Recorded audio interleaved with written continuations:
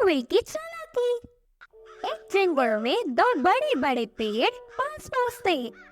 एक पेड़ पे कौवे घोंसला बनाकर रहते हैं तो दूसरे पेड़ पर कबूतर रहते थे। पूरा दिन खाना ढूंढते हुए शिकार के लिए भागते थे। शाम ढलते ही अपने अपने स्थानों पर विश्राम करते थे। कौवे के समूह में एक अति आलसी कौवा रहता था। वो उठना ही देर से उठता था। बाकी सारे खाने के लिए बाहर जाते हैं तो ये कहीं ना जाते हुए पेड़ पे ही आराम से रहता था।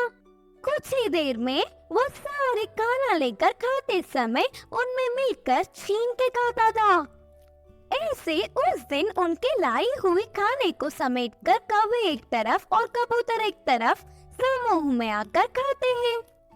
तो कौवे हर समय झगड़ते हुए अपने अपने बल से आहार लेते थे। कबूतर तो सब मिलजुल कर रहते थे, बिना किसी झंझट के एक सामान बांटकर खाते थे। उन कबूतरों की एकता देख आलसी कौवे ने सोचा कि आहा, उन कबूतरों को तो देखो कितने अच्छे हैं और हमारे देखो कैसे हैं। चल, अगर जन्म लेना ही है तो शेर की तरह लेना चाहिए या फिर कबूतरों की तरह लेना चाहिए। बोलकर बहुत ही उदास हुआ।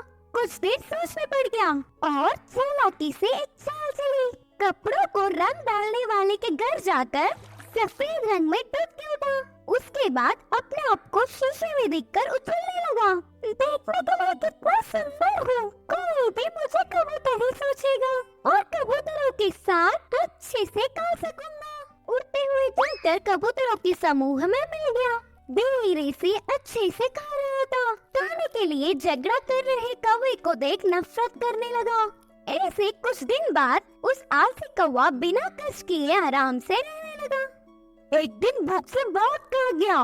गले में खाना अटकने से पानी के लिए रोक नहीं पाया और तुरंत बोल के जोर से चिल्लाने लगा। इससे कौवे की पोल खुल गई और क्या, सारे कबूतर मिलके कौवे को चोट से मारते हुए भगा दिया।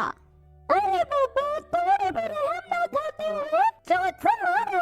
अब फायदा नहीं, मैं मेरे रूप में बदलना ही ठीक है, बोल के सोचकर पानी में डूबा। मजाक ये था कि वो कड़ी रंग होने के कारण वो गया ही नहीं। बिना कुछ समझते हुए अकेला ही रह गया। अब देख देख के भूख न सह पाते हुए आखिर में कौवे के खाना खाकर उनके समूह के पास चिल्लाते हुए आया। वो कोई अजनबी पक्षी है समझकर सारे कौवे एक होकर उसे भगा दिया।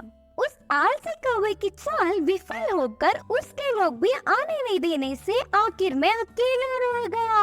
इस कहानी की नीति है कि बाजू वालों के लिए भागने से अच्छा हमारे लोगों से खुश रहे।